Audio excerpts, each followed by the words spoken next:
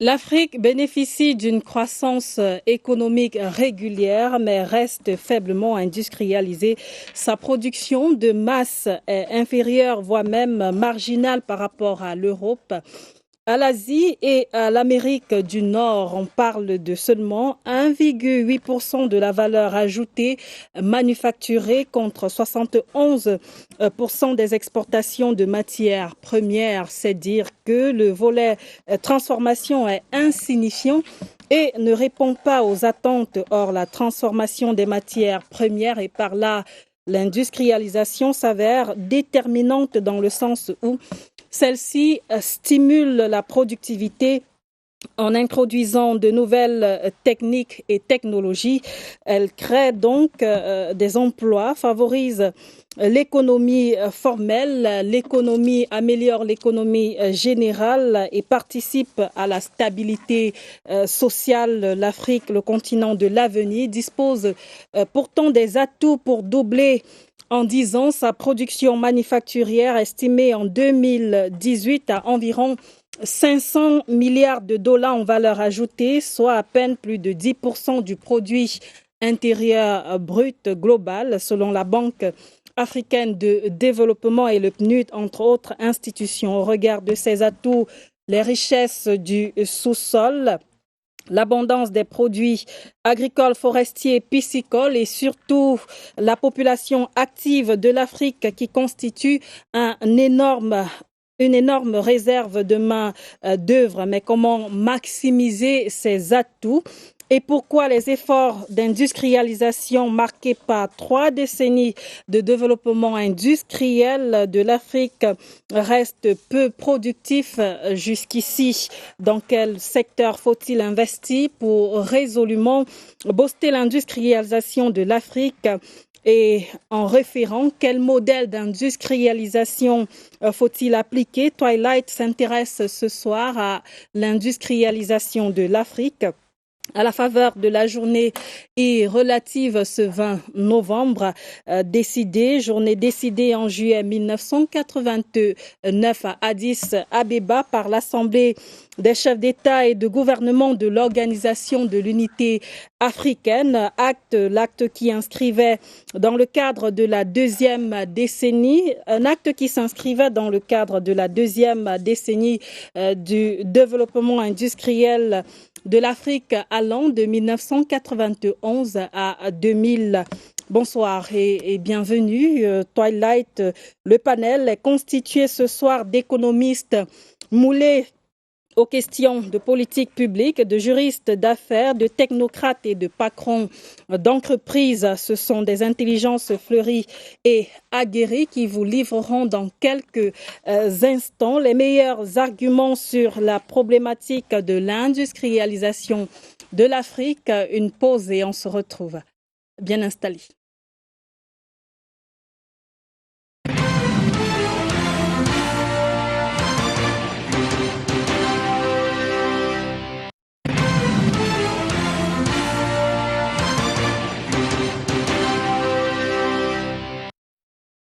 Industrialisation de l'Afrique, comment accélérer le rythme? C'est la question sur la table du débat de Twilight, une question qui sera débattue en présence de Joël Marius Emo. Il est administrateur des postes et télécommunications en service à la cellule des études juridiques du ministère des Postes et Télécommunications, consultant RECO, raisonnement économique. Bonsoir et bienvenue. Bonsoir Carlette, merci pour l'invitation. Je suis très content de nous retrouver. J'ai trouvé un confrère, ça fait longtemps. Vous avez permis de nous retrouver encore sur un panel, merci. Et bonsoir à tous les téléspectateurs de CIATV News. Et aussi, vous permettrez de faire un clin d'œil, n'est-ce pas, au think tank RECO et à tous mes compères du Mine Postel. Sur la table du débat de Twilight, aussi Henri Kwam, il est directeur exécutif de l'Institut des politiques économiques du Cameroun. Bonsoir et bienvenue. Bonsoir Madame Carlette, enchantée, et bonsoir à tous les téléspectateurs également. Sur la table du débat de Twilight, Dr Noah Al-Martial Bilongo, il est chargé de cours à l'université de Yaoundé 2 à SOA et surtout consultant en droit des affaires. Bonsoir et bienvenue. Bonsoir, merci. C'est un plaisir d'être une fois de plus dans ce plateau et avec des amis avec lesquels on partage des bonnes expériences depuis des années. Et puis last but not the least, en présentiel ce soir, Narcisse Palissi Chassem. Il est le directeur exécutif adjoint du GECAM, le groupement des entreprises du Cameroun. Bonsoir et bienvenue. Bonsoir madame. Bonsoir à vous téléspectateurs. Alors, chers messieurs, je vous propose tout d'abord de prendre le pôle de la journée de l'industrialisation de l'Afrique telle que célébrée au Cameroun. C'est dans ce reportage de Daoud Moulian.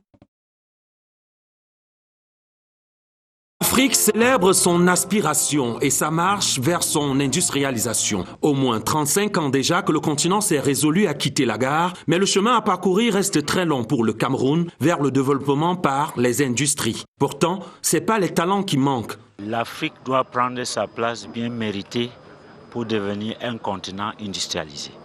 Et le potentiel est là.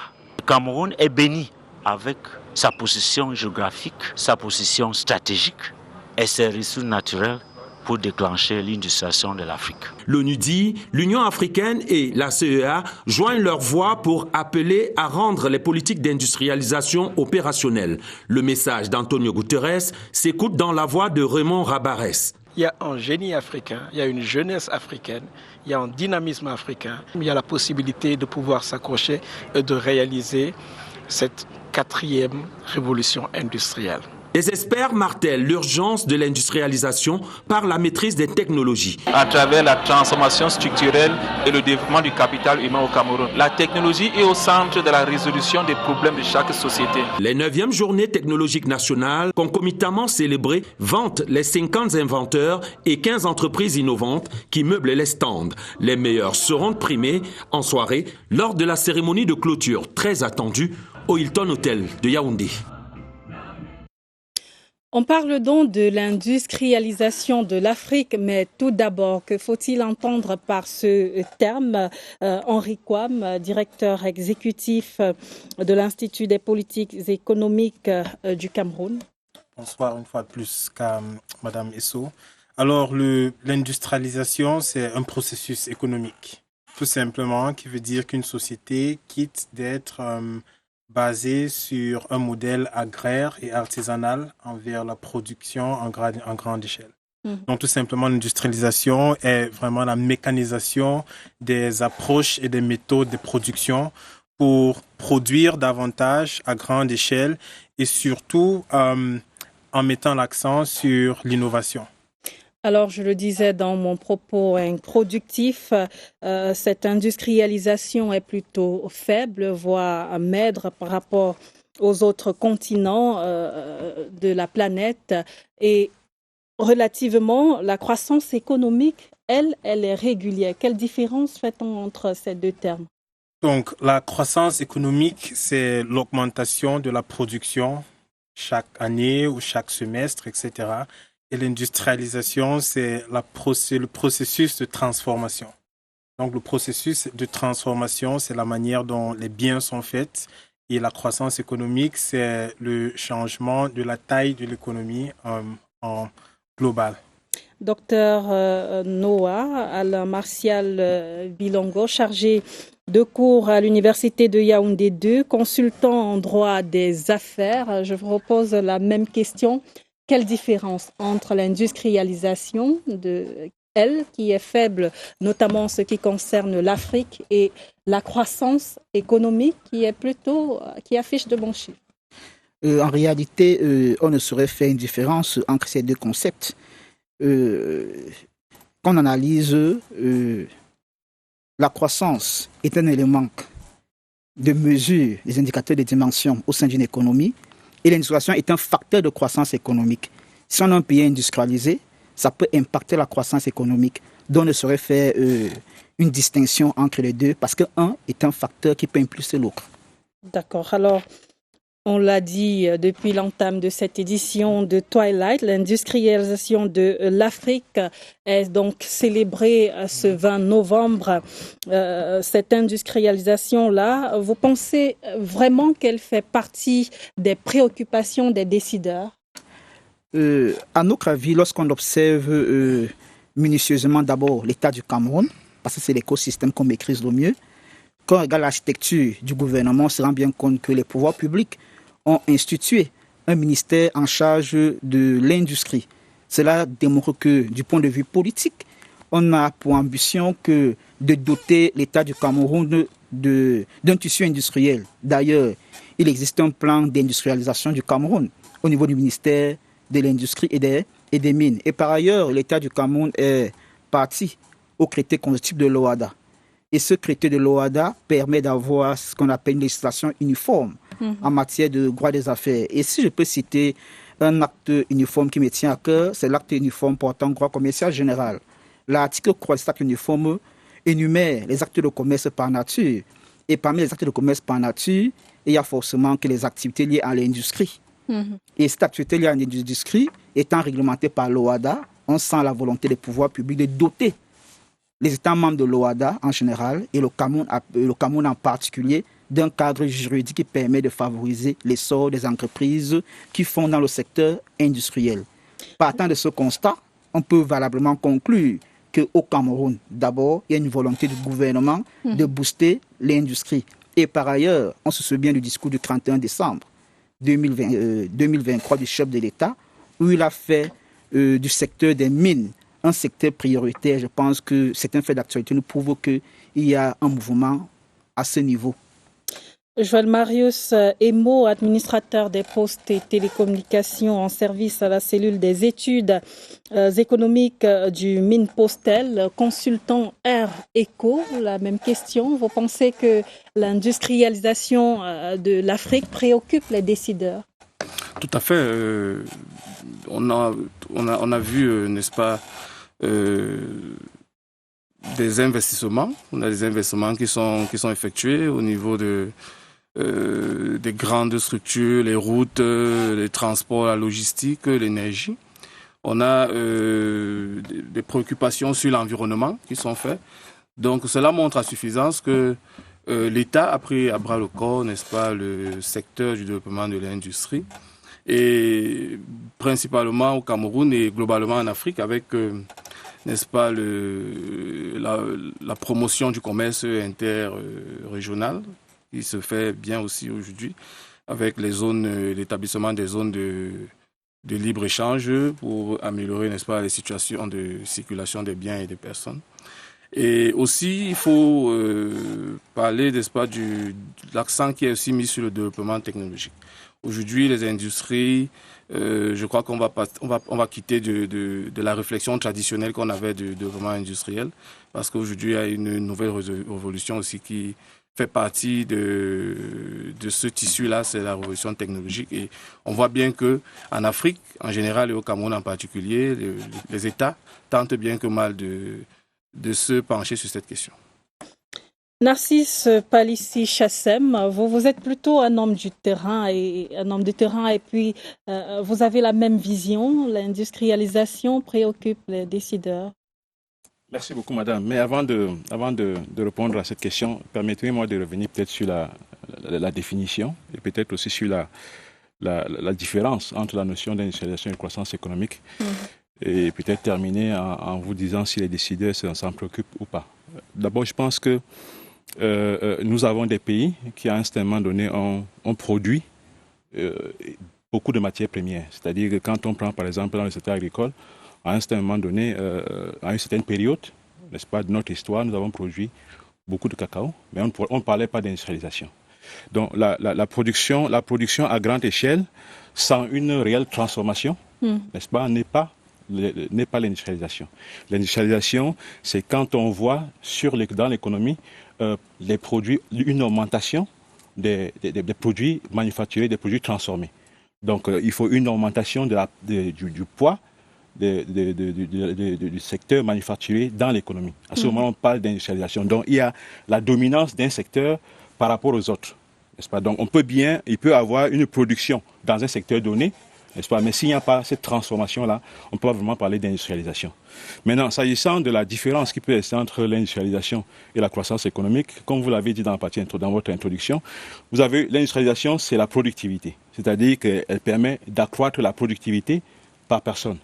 Mais elle permet également de créer les emplois. Quand vous créez les emplois, quand vous transformez les matières premières, vous créez plus d'emplois. Elle permet de réduire la pauvreté. Ce qui n'est pas parfois le cas lorsque la croissance économique est portée. C'est-à-dire que vous avez l'industrialisation permet d'avoir la croissance économique parce qu'elle augmente la productivité, elle augmente la production, elle permet de créer des emplois et de réduire la pauvreté. En revanche, nos pays sont caractérisés par une croissance économique qui n'est pas portée par le secteur manufacturier. C'est-à-dire, c'est parfois la croissance économique qui est portée par le secteur primaire. C'est-à-dire, parfois les matières premières, parfois les produits pétroliers, n'est-ce pas? Ça, ce n'est pas une croissance qui entraîne l'industrialisation. C'est-à-dire, vous pouvez avoir une croissance qui n'entraîne pas forcément la création d'emplois, n'est-ce pas? C'est-à-dire que c'est une croissance qui n'est pas inclusive puisqu'elle repose sur des matières premières et ne crée pas d'emplois, qui ne réduit pas la pauvreté. Et ça, c'est la caractéristique de la plupart de nos pays jusqu'à une récente période. Maintenant, s'agissant de l'implication ou de l'intérêt des pouvoirs publics, bien entendu, l'intérêt, il est manifeste. Il est manifeste notamment à travers les documents. C'est-à-dire que quand on regarde, par exemple, notre pays, le Cameroun, je pense que la stratégie nationale de développement 2020-2030, il est clair. C'est-à-dire que le Cameroun a pris la direction de la transformation structurelle de son économie, de l'industrialisation.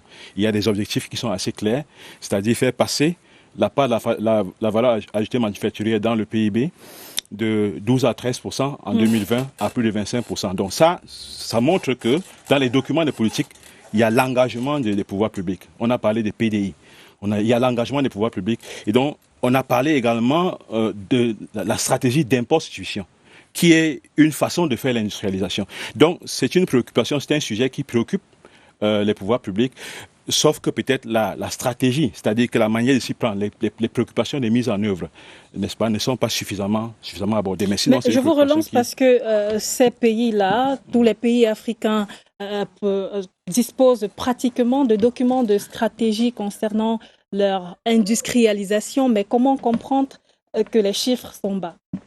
Non, il faut comprendre tout simplement parce que les décisions, les politiques qui sont mises en œuvre ne sont pas des politiques qui sont adaptées. Et parfois, ce sont des politiques incohérentes.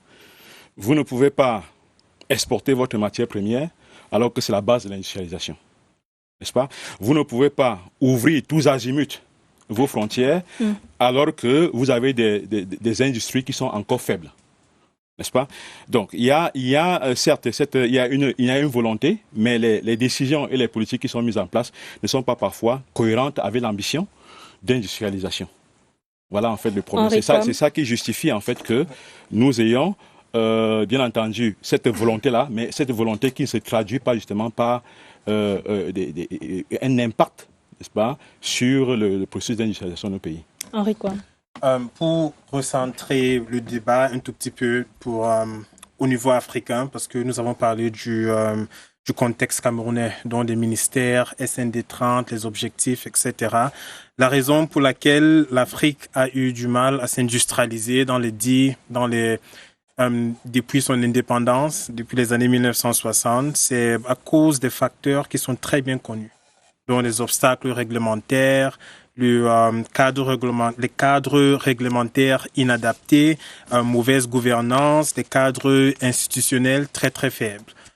Et ce n'est pas jusqu'en 2018 que l'Afrique a signé la ZLECAf, l'accord de libre-échange de la zone continentale africaine. Le dernier continent à le faire. Alors, pendant que nous, bien sûr, aujourd'hui, nous sommes en train de célébrer la journée de l'industrialisation, mais nous sommes très, très en retard. C'est le dernier marché commun du monde entier. Oui, ça rassemble 1,2 milliard de personnes, mais nous l'avons fait très, très tard. Deuxièmement, et quel impact jusqu'ici? Jusqu'ici, la contribution du secteur de la manufacturation au PIB a stagné entre 12 et 18% dans les plus belles années. Alors, Bien sûr, au niveau africain, nous devons prendre certaines mesures pour faciliter le commerce entre les pays. Mais le problème africain, c'est que nous avons mis l'accent sur les politiques d'import-substitution. L'industrialisation à travers la substitution des imports ne peut pas fonctionner tout simplement parce que une voiture qui va être produite au Cameroun aura besoin de différentes parties provenant de la Chine, des États-Unis, de l'Europe, etc. Or, nos politiques sont encore très renfermées.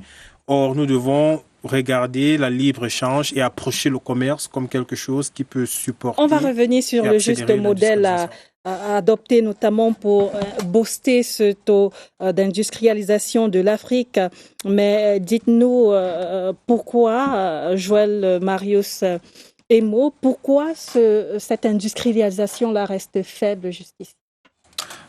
Comme l'a dit tout à l'heure mon confrère, je crois que il y a des modèles l'Afrique a adopté des modèles inadaptés. On a parfois exporté des modèles occidentaux pour venir les appliquer en Afrique, ce qui n'était pas toujours des modèles qui prenaient en compte les réalités, n'est-ce pas, des économies africaines. On peut dire ça. Il y a aussi, comme il a dit, le protectionnisme, c'est-à-dire à un moment, on a pensé qu'il faut faire une industrialisation par substitution aux importations. Donc, un modèle un peu fermé, adossé sur uniquement les potentiels internes. On peut aussi ajouter les conflits et les instabilités. Je crois qu'en Afrique, il y a eu beaucoup de conflits dans des régions, des pays qui ont été affectés par des conflits internes. Et les coups d'État qui ont aussi fait, n'est-ce pas, reculer beaucoup d'investisseurs. Et notamment aussi des politiques économiques éradiques. À chaque fois des documents de stratégie qui n'arrivent pas à terme et après on les modifie en cours d'exécution. Il faut se réinventer. Les entreprises se posent la question certainement parfois où est-ce qu'on se situe dans ce nouveau document de stratégie. Donc voilà autant de problèmes aussi qui ont peut-être plombé, n'est-ce pas, cette industrialisation. Alors, docteur Alain Martial Bilongo Noah, chargé de cours à l'université de Yaoundé 2, consultant en droit des affaires, rappelez-nous un peu le contexte de cette industrialisation de l'Afrique. Alors, dès l'avènement des pays africains à l'indépendance, il était question de doter ces pays des économies fortes, capables de porter la croissance et d'améliorer les conditions de vie des populations. Mais seulement on a adopté un modèle industriel qui n'était pas porté par les Africains. En d'autres termes, une industrialisation pensée par l'Occident au profit de l'Occident. C'est l'une des causes de l'échec de l'industrialisation africaine. Le nouveau paradigme devrait être une industrialisation pensée par les Africains, pour les Africains et avec les Africains. On s'industrialise, on produit des biens ou des services, d'abord pour des besoins domestiques, pour ne pas dépendre de la demande extérieure. Et je peux encore le souligner, on ne peut pas s'industrialiser sans culture industrielle. On peut bien avoir des lois, des projets, des plans directeurs d'industrialisation, mais si le système social et éducatif ne produit pas des acteurs qui ont la culture industrielle, ça ne marchera pas. Je prends par exemple l'histoire de l'économie des États-Unis. Il y a eu ce qu'on a appelé aux États-Unis les mastodontes de l'industrie. Il s'agit d'un ensemble de personnes comme les Ford, par exemple, McDonald's, qui avaient une culture industrielle. Et je me pose une question. Est-ce que l'écosystème africain, est-ce que les jeunes Africains portent en eux les germes d'un industriel? Est-ce qu'on valorise les industriels en Afrique? Je le pense pas. Vous nous diriez par quoi il faut passer, notamment pour valoriser et porter les gènes, notamment de cette industrialisation-là. Mais en attendant, nous sommes déjà à la 3e décennie du développement industriel de l'Afrique, dont les objectifs sont liés à l'agenda 2063 de l'Union africaine. Cet agenda-là pour le développement. Mais pourquoi les 2 premières phases, je reviens dessus, les 2 premières décennies, ces 2 premières décennies-là ont échoué? il y a deux raisons. Pour les démontrer, il faut d'abord préciser que l'industrie est portée par les sociétés commerciales. C'est la base, pas les sociétés commerciales.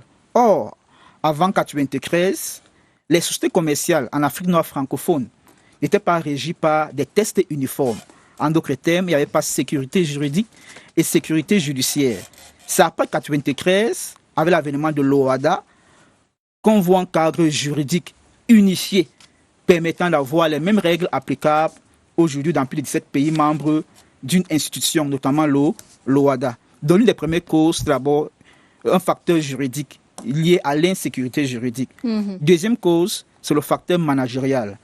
Les entreprises commerciales, avant 1993, n'étaient pas imprégnées des questions de performance, par exemple. Et au sein des différents États, il n'y avait pas encore des normes qui imposaient aux dirigeants publics comme aux dirigeants privés d'avoir des résultats ponctuels à bref échéance. Et tout cela a mis ces entreprises en faillite, décrépitude du tissu industriel. Sans oublier les chocs externes, le modèle d'industrialisation était pensé pour les besoins de l'Occident. Et il suffit qu'au niveau de l'Occident, la demande baissait et les produits pouvaient plus être écoulés. Donc, la structure de production africaine était dépendante de la demande extérieure. Or, pour anticiper, le modèle qu'on propose, c'est une structure de production industrielle qui va d'abord satisfaire les besoins domestiques et après les besoins des pays africains, d'où la proposition de favoriser le commerce intra-africain. Et ça passera par quoi? Ça passera bien évidemment par la mise sur pied effective, l'effectivité de la zone de libre-échange continentale africaine. Alors, Narcisse Palissi Chassem, directeur exécutif adjoint du GECAM, le groupement des entreprises du Cameroun, on parle d'industrialisation de l'Afrique, on parle de ce secteur manufacturier et agro-industriel, notamment fait d'aliments, de boissons, du cuir, du textile, de l'automobile, de la machinerie lourde, de l'aviation, de l'énergie, entre autres. Mais est-ce que tout cela est notamment suffisant? La palette, l'offre, elle est assez large, diversifiée? Donc, je pense que l'Afrique, de manière générale, si on prend le continent et en particulier le Cameroun, s'industrialise. Ça, c'est une réalité qui peut être confirmée par le fait que on voit de plus en plus de produits transformés dans notre économie. Sauf que le rythme, n'est-ce pas, de la croissance du secteur manufacturier, il est faible par rapport aux autres secteurs d'activité.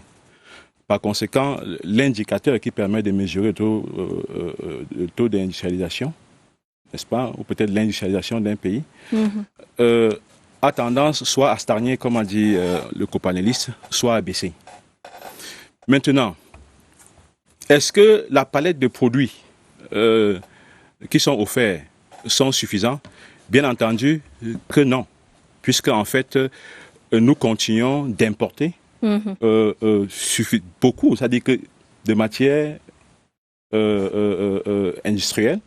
Donc, la quantité de produits industriels que nous importons, n'est-ce pas, ou la diversité des produits industriels que nous importons a beaucoup augmenté par rapport justement à ce que nous produisons. Donc, il y a un problème, c'est que la diversification de nos produits de notre industrie tend beaucoup plus à stagner, pour la simple raison que nous n'arrivons pas à faire croître notre secteur manufacturier de manière à ce que les produits qui sont manufacturés sur place puissent être au-dessus des produits manufacturés qui sont importés. Et qu'est-ce qui coince? Qu'est-ce qui coince? Il y a plusieurs raisons. La première raison, c'est, comme je l'ai dit tout à l'heure, c'est l'incohérence des politiques publiques.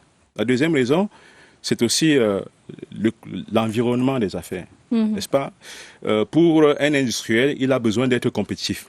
Et pour avoir un environnement compétitif, il y a un certain nombre de préalables qui doivent être mis en place, comme les questions, il faut régler les questions d'infrastructure, n'est-ce pas? Vous ne pouvez pas produire si vous n'avez pas suffisamment d'énergie qui en bonne quantité et de bonne qualité. Ça, c'est ce qui est l'un des problèmes majeurs de nos pays. Vous ne pouvez pas avoir de la matière première, par exemple dans le secteur agricole, si vous n'avez pas désenclavé les bassins de production, n'est-ce pas?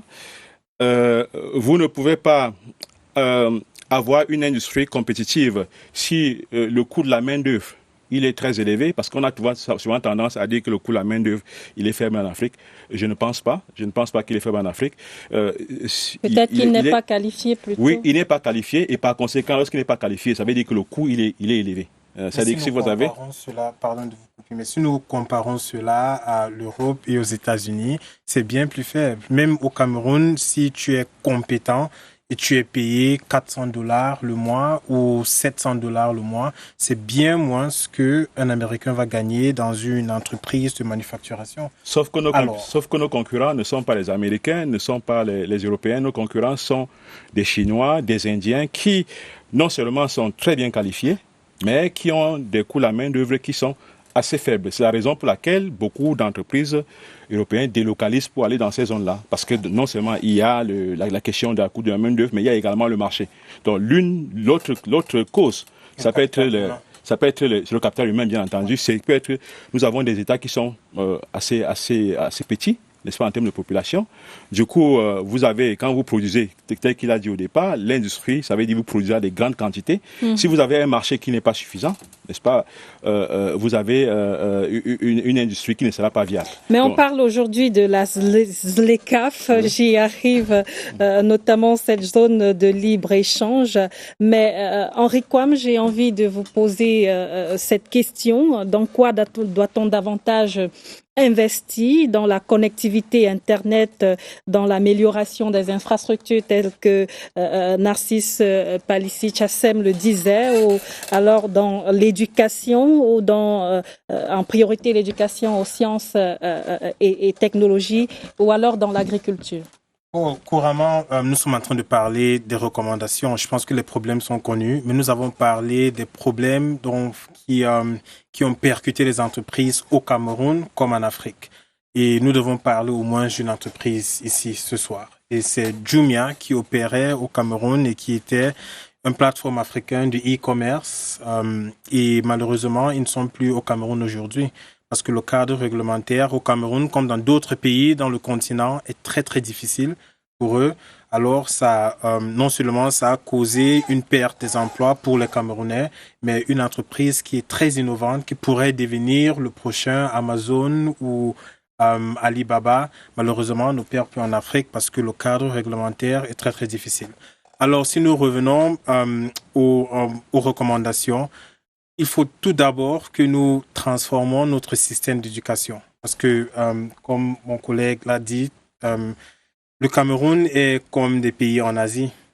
Des pays comme le Vietnam, la Corée du Sud, ils ne sont pas différents du Cameroun. En 1960, certains de ces pays n'avaient pas notre niveau d'éducation, avaient le taux de famine bien plus élevé que le Cameroun, etc. Alors, ça commence par l'éducation. On investit d'abord dans notre main-d'œuvre.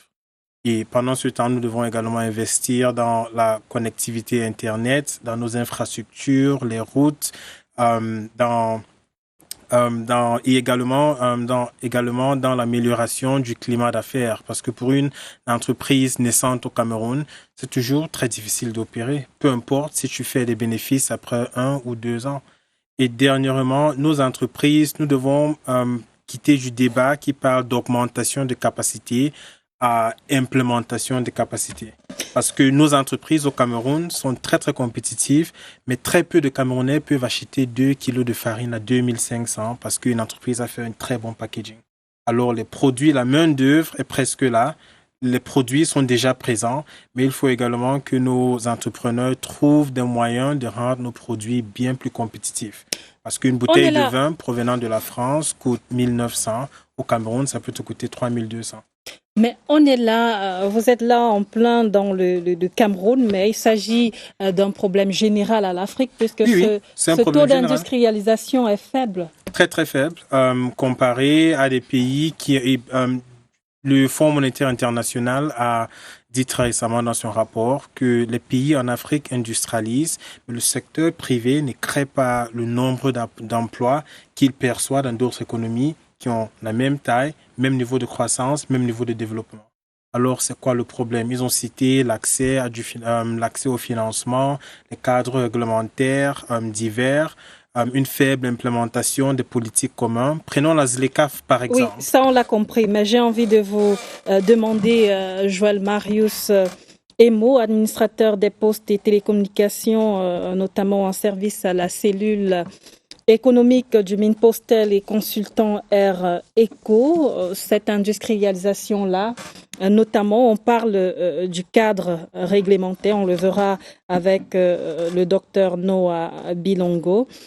Le problème est à l'échelle de l'Afrique, mais dans cette Afrique-là, elle n'est pas unifiée. Est-ce qu'il y a des bons exemples? Oui, il y a des bons exemples, notamment dans certains pays de l'Afrique subsaharienne, comme le Ghana, comme le Rwanda et tout. Il y a des pays quand même qui sont des cas d'école. Mais je voudrais revenir sur... Mais qu'est-ce qui fait leur force avant de... Oui, justement, ce qui fait leur force, c'est qu'ils ont investi effectivement dans les leviers que nous avons tous identifiés ici tout à l'heure, notamment les infrastructures. Par exemple, vous ne pouvez pas produire et disons que vous avez des grands bassins de production avec des grandes capacités de production, mais il faut acheminer le produit. Donc, il y a forcément des infrastructures qu'il faut avoir. C'est des préalables, notamment les routes. Tout à l'heure, nous avons identifié, par exemple, le secteur énergétique.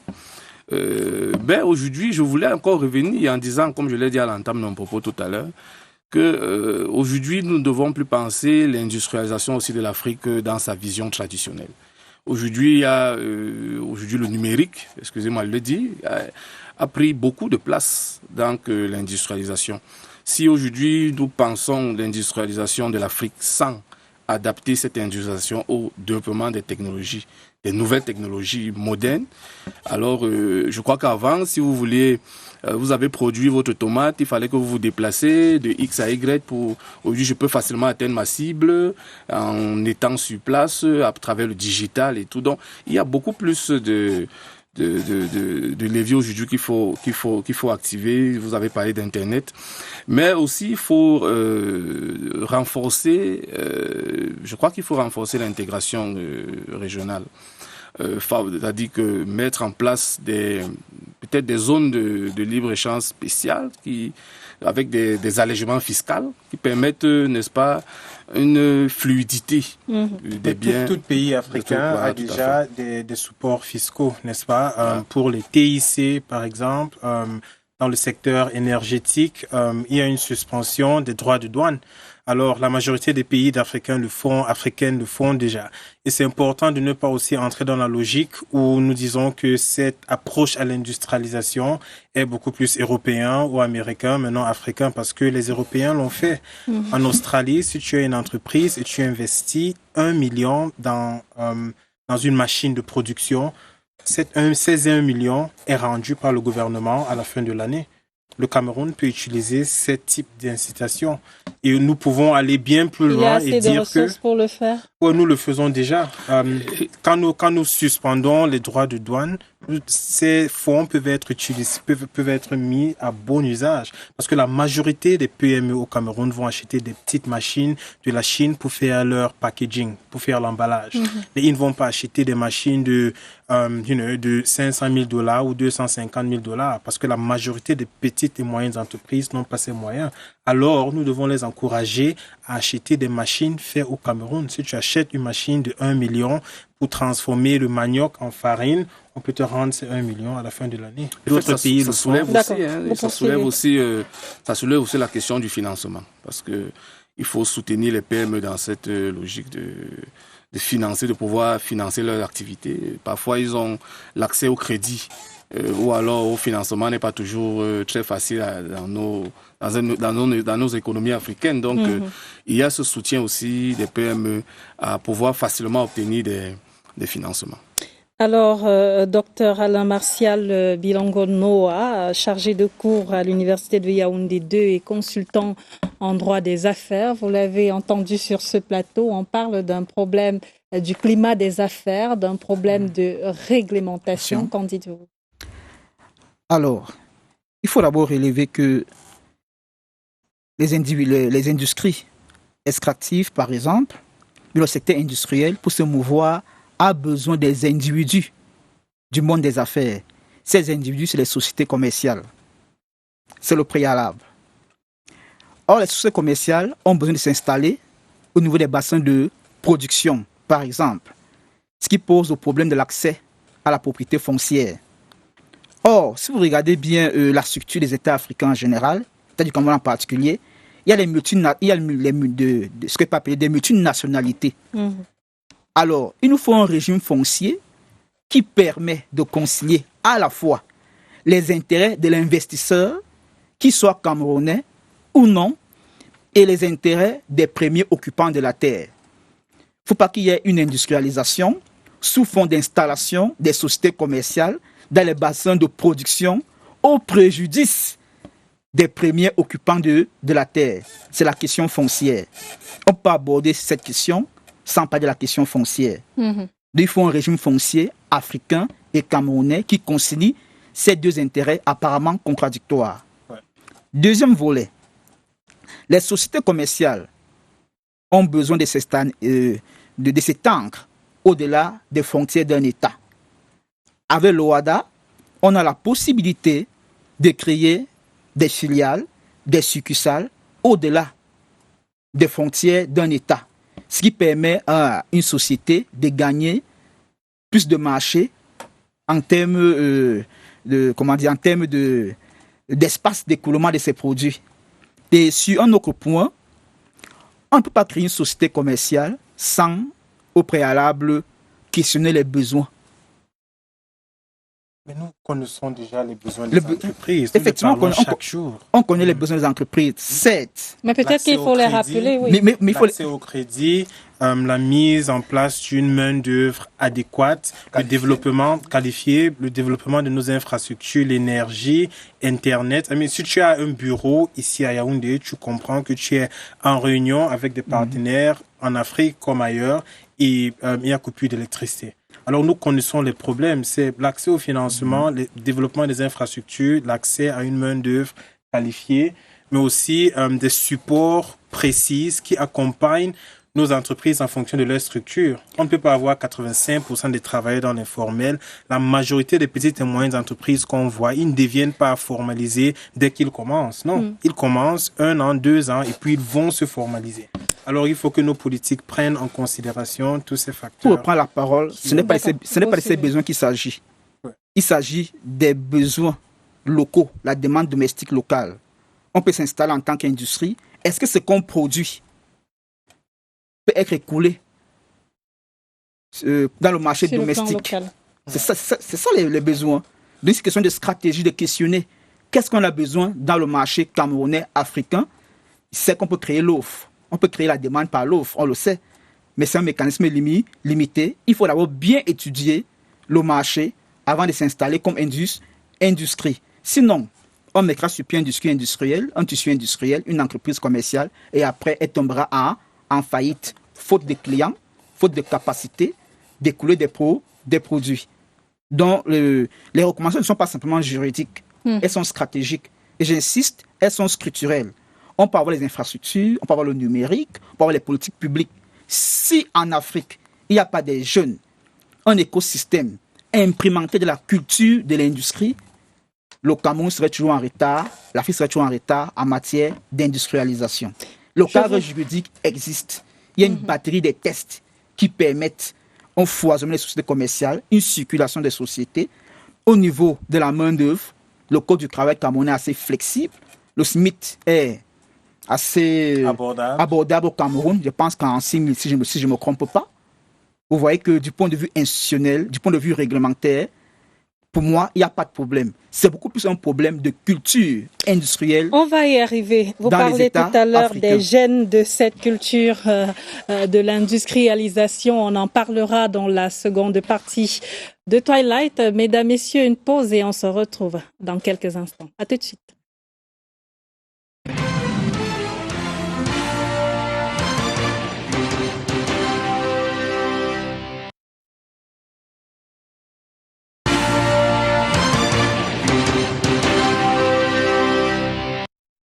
Bon retour sur Twilight qui se poursuit. Notamment, on parlait de l'industrialisation de l'Afrique, comment accélérer le rythme et le débat est rendu au niveau de la participation des entreprises dans ce processus d'industrialisation. Et Narcisse Palissi Chassem, directeur exécutif adjoint du GECAM, le groupement des entreprises du Cameroun. On parle des entreprises, mais il y a des analystes qui ne considèrent carrément pas ces petites entreprises qui n'apportent rien à l'industrialisation. Donc, selon eux, bien sûr. Nous avons besoin des entreprises de toutes les tailles. Nous avons besoin des grandes entreprises, des petites et moyennes entreprises, mais aussi des très petites entreprises. Donc, il y a une relation entre toutes ces entreprises-là. La grande entreprise ne peut pas fonctionner sans la petite entreprise. Lorsque vous observez l'écosystème de notre pays, vous verrez par exemple que les grands industriels ont des sous-traitants qui sont des petites et moyennes entreprises.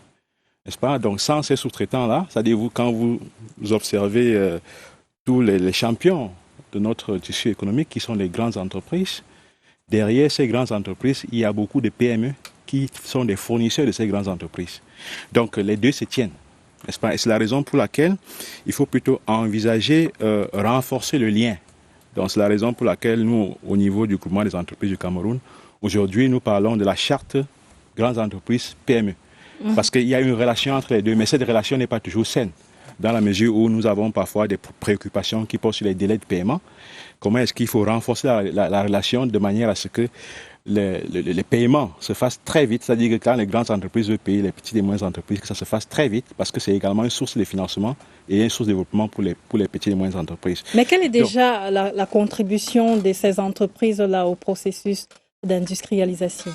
Oui, peut-être on n'a pas des chiffres clairs sur la contribution des petites et moyennes entreprises au processus industriel. Mais si on regarde l'économie dans son ensemble, les petites et moyennes entreprises contribuent entre 30 et 35% du PIB, du produit intérieur brut. N'est-ce pas? C'est vrai que les grandes entreprises sont les plus gros porteurs et aussi les autres secteurs de l'économie, par exemple l'État contribue également au PIB, mais les petites et moyennes entreprises ont une contribution non seulement au PIB, mais ils ont également une contribution en termes d'emploi. N'est-ce pas? Ils contribuent à l'emploi. L'essentiel de l'emploi est créé par les petites et moyennes entreprises. N'est-ce pas? Les grandes entreprises sont là, elles apportent une valeur très importante, très significative, mais en termes d'emploi, le secteur qui crée le plus d'emplois, les secteurs des entreprises qui créent le plus d'emplois sont les PME et les TPE. Donc les deux, c'est-à-dire que les grandes entreprises et les petites entreprises se tiennent et il faut plutôt travailler pour que la relation entre ces deux types d'entreprises soit beaucoup plus fluide. On vous écoute sur la question. Oui, absolument. C'est important pour nous aujourd'hui de ne pas valoriser l'informalité, le secteur informel. Non, c'est pas ce que nous voulons faire. Mais nous devons prendre conscience de leur contribution envers l'économie, à leur promouvoir. Dans ce cadre, Toleti, produit par l'Undarawa Estate, le thé est souvent produit par de toutes petites entreprises qui plantent et qui récoltent et qui vendent en Dawara, qui maintenant implémente un processus de manufacturation ou de traitement et puis exporte. SABC, la même chose avec le maïs. Il y a des très grands producteurs de maïs qui fournissent le maïs à SABC pour la fabrication de la bière. Et il y a des petits agriculteurs également qui le fournissent. Alors, le secteur informel joue un rôle important, mais nous ne devons pas promouvoir cette informalité parce que ça réduit la qualité de notre croissance économique. Mais pour revenir vite fait à Mais que doit-on faire dans ce cas? Nous devons si elles sont importantes, mais nous devons les encourager à se formaliser plus vite. Alors si tu es une entreprise qui opère dans l'informel et tu veux quitter de l'informel à le formel par exemple, créer ton entreprise devrait peut-être être gratuit pour ces personnes pour ces personnes à faible revenu. Également, améliorer le climat d'affaires veut dire que les procédures liées à la sécurité sociale, paiement d'impôts, tout cela doit être digitalisé pour que les personnes n'ont pas à se déplacer pour faire divers paiements. Parce que les empêchements administratifs découragent la formalisation de nos toutes petites moyennes entreprises et surtout de nos travailleurs dans le secteur informel. Peut-être je vais dire quelque chose par rapport au secteur informel. Je pense qu'il y a la question de la fiscalité également qui décourage la formalisation des entreprises. N'est-ce pas? Quand une entreprise commence quand elle entre dans le secteur formel, le taux d'imposition, n'est-ce pas, il est très important.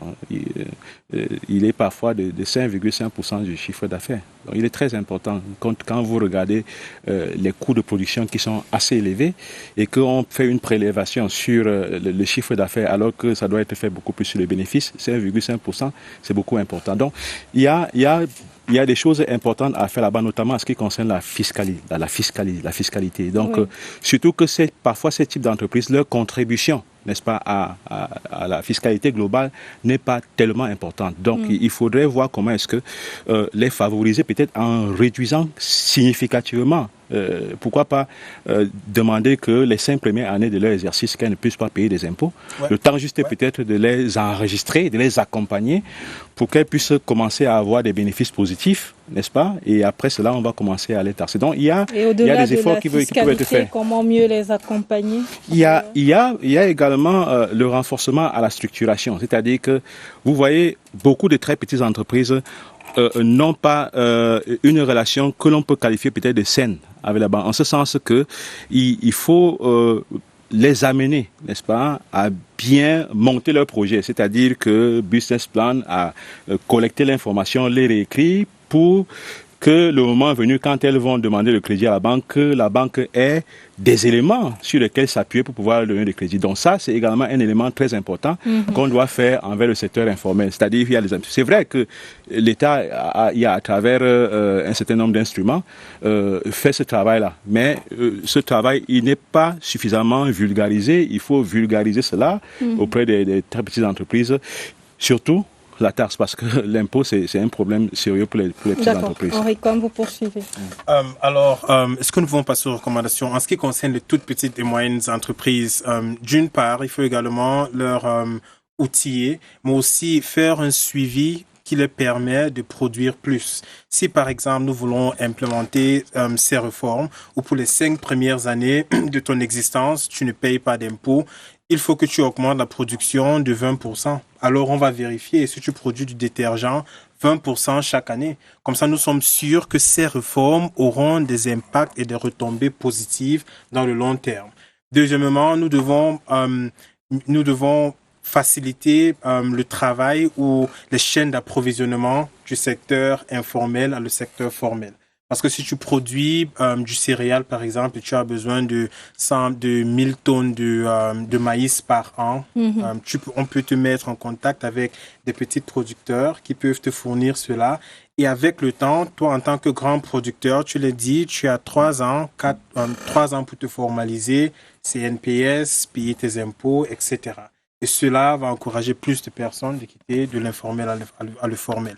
Mais j'aimerais également proposer juste 3 réformes qui vont améliorer l'industrialisation, mais aussi encourager une industrialisation croissante. Donc, premièrement, nous devons améliorer le climat d'affaires. Ça doit être facile pour les Camerounais et les entreprises de payer leurs impôts, de s'enregistrer à la sécurité sociale. Deuxièmement, nous devons accélérer l'implémentation de la ZLECAf qui a été signée en 2018. Les protocoles sur l'investissement, les produits, les biens et les services, les femmes et les jeunes sont déjà prêts et signés au niveau africain et votés au niveau de l'Union africaine. Nous devons les implémenter localement et très vite pour attirer les investissements envers le secteur où nous les voulons. Dernièrement, nous devons attirer ces investissements en créant des incitations pour des investisseurs locaux qui sont plus attractifs que des investisseurs de l'extérieur.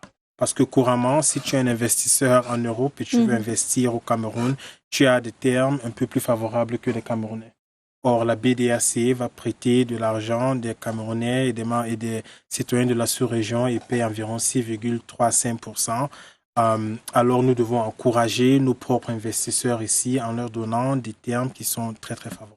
D'accord, vous êtes entendu, mais dans ce processus d'industrialisation, là, il y a des menaces qui attaquent et plombent sérieusement cette évolution. C'est le cas notamment du Covid-19, Joël Marius Emo. Oui, on a vu avec l'arrivée du Covid-19 que beaucoup d'entreprises étaient obligées de se réinventer parce que on a les économies africaines, la majorité des économies africaines sont extraverties, c'est-à-dire qu'une dépendance, une forte dépendance des matières premières. On l'a observé avec effectivement la pandémie à la Covid-19. Mais je ne vois pas ça comme une menace, je vois plutôt ça comme une opportunité parce que ça a permis effectivement aux entreprises de se réinventer, de trouver des nouvelles formes d'écoulement de produits, de nouvelles formes de transformation des produits. Donc oui, c'est ça. Mais je voulais revenir aussi en disant que tout à l'heure sur le débat des petites et moyennes entreprises, il faut pas se leurrer. La majorité des entreprises qui contribuent effectivement au secteur économique sont beaucoup plus dans l'informel.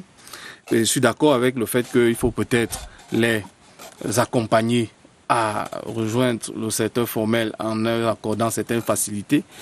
Mais il faut aussi développer, n'est-ce pas, la culture de l'entrepreneuriat en stigmatisant l'échec parce que ce n'est pas toujours facile pour des petites entreprises de se relever après un échec. Donc parfois, tous les entrepreneurs qui, n'est-ce pas, montent des petites structures, se butent, n'est-ce pas, parfois aux procédures difficiles et compliquées qu'il y a dans la structuration de l'entreprise et parfois abandonnent. Donc il faut valoriser cette culture, stigmatiser cet échec-là au niveau entrepreneurial. Et oui, et le docteur Noah, notamment, qui parlait déjà de ce gène. Vous développez sur... Oui, le gène de la pensée industrielle dans l'écosystème africain. Plus précisément, il faut initier le Camerounais de demain et l'Africain du futur à la pratique de l'entrepreneuriat. Parce qu'il faut le relever, la grande entreprise de demain, c'est l'entrepreneur d'aujourd'hui. Et le droit OHADA, particulièrement, l'acte uniforme portant droit commercial général, à son article 30, consacre le statut de l'entrepreneur. L'entrepreneur qui est un entrepreneur individuel, personne physique, qui sur simple déclaration d'activité peut exercer une activité civile, commerciale, artisanale et probablement industrielle. Et c'est ce bébé commerçant, ce commerçant en devenir qu'il faut accompagner. Parce que lorsqu'on regarde la structure économique du Cameroun et de l'Afrique en général, on se rend compte que c'est les petites entreprises là qui portent l'activité industrielle à la base. Si on s'accorde que l'industrie, c'est produire un bien précis, c'est sur eux qu'on doit se focaliser parce que c'est eux qui seront les champions de demain. Au niveau de la question relative à l'apport de ces industries à la croissance ou bien à l'économie camerounaise, je peux répondre en deux temps. Les entreprises au Cameroun ont un apport probant en matière d'industrialisation. Pourquoi? Parce que premièrement, elles exécutent leurs obligations fiscales. Ces obligations fiscales permettent de financer le budget de l'État. Et l'État, une fois financé, l'insurance financière qui permet de mettre sur pied les infrastructures qu'on ne peut pas commencer à lister ici. Par ailleurs, les petites entreprises, comme les grandes entreprises, participent à l'activité de production. Maintenant, est-ce que leur contribution à l'industrialisation est perfectible? Je dis oui, elle est perfectible, mais comment faire? Voilà l'équation. À ce niveau, il faut faire preuve de pragmatisme et d'ingéniosité. À ce niveau, donc, il faut bien que les grandes entreprises, comme les petites entreprises, ne se déconnectent pas avec la sphère de la recherche. Mais pour inventer un nouveau produit, il faut bien certes avoir des moyens financiers, mais est-ce que vous êtes en contact avec des chercheurs dont la vocation est de donner les instruments d'innovation? C'est quelque chose qu'il faut se poser. De manière pratique, le Cameroun produit le bâton produit le manioc, l'ananas. Au niveau de l'IRAD, les chercheurs ont des formules qui permettent, à travers le manioc, à travers l'ananas, d'avoir des produits finis demandés par la population camerounaise. Est-ce que les entreprises, dans leur budget, dans leur structure de budget, que ce soit grande entreprise ou petite entreprise, affectent une partie de leurs réserves en matière de bénéfices pour la recherche et l'innovation? Je ne pense pas. Pourtant, il faut bien cette relation entre secteur privé et monde de la recherche afin de booster la créativité. Et entre autres solutions, notamment pour définitivement booster cette industrialisation, Narcisse Palissy-Tchassem, vous aviez? Donc, il y a quand même des concepts sur lesquels moi je souhaite revenir. La notion de l'entrepreneuriat, sur lequel moi je souhaite revenir, et c'est la notion de la recherche. Et peut-être rapidement donner 2 ou 3 pistes de solutions. Je pense que nous avons quand même un pays où il y a des entrepreneurs.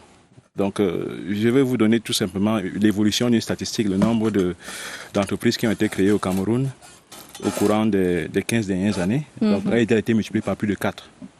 C'est pas, il a été multiplié par plus de 4. Et bon, si vous intégrez à ça le taux de mortalité des entreprises qui est très élevé, vous comprenez que les Camerounais ils entreprennent. Donc, le problème, c'est parce que justement, l'environnement dans lequel ils évoluent a tendance à ne pas permettre aux entreprises de durer, n'est-ce pas? Il faut un environnement qui leur permet de durer dans le temps. C'est la première des choses en ce qui concerne l'entrepreneuriat. Donc nous avons un peuple qui entreprend, mais il faut créer les conditions pour que ce qu'ils créent comme entreprise puisse durer dans le temps. La deuxième chose, c'est au niveau de la recherche. Je suis bien d'accord que le rôle, c'est-à-dire qu'il faut améliorer l'innovation, il faut innover.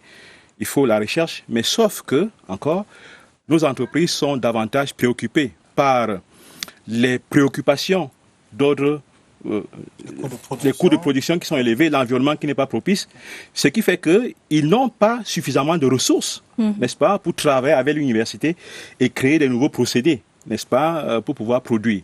Donc, il y a la question environnementale qui est très importante. Et donc, ça m'amène donc justement aux recommandations. Première recommandation, c'est qu'il faut améliorer l'environnement des affaires. Mais l'environnement des affaires, il y a tellement de variables à l'intérieur. Maintenant, il faut dire priorité. Qu'est-ce qu'il faut prioriser? Première chose, c'est que nous ne pouvons pas nous industrialiser sinon pas l'énergie. Je pense que c'est très clair. C'est-à-dire qu'il faudrait que... Oui, on n'a plus le temps de développement. Il faut ensuite les infrastructures routières. Ça, c'est clair et net. Donc, moi, je m'arrête juste sur ces 2-là. Et peut-être, en troisième lieu, il faut aménager bien le système fiscal qui soit propice au développement des entreprises. En 30 secondes, Joël, Marius et Mo, comment accélérer le rythme de l'industrialisation en Afrique? Comment accélérer le rythme de l'industrialisation en Afrique? Il faut, n'est-ce pas, améliorer les infrastructures, comme on l'a dit tout à l'heure, routières, l'énergie. Il faut valoriser la transformation locale, c'est-à-dire le Made in Afrique.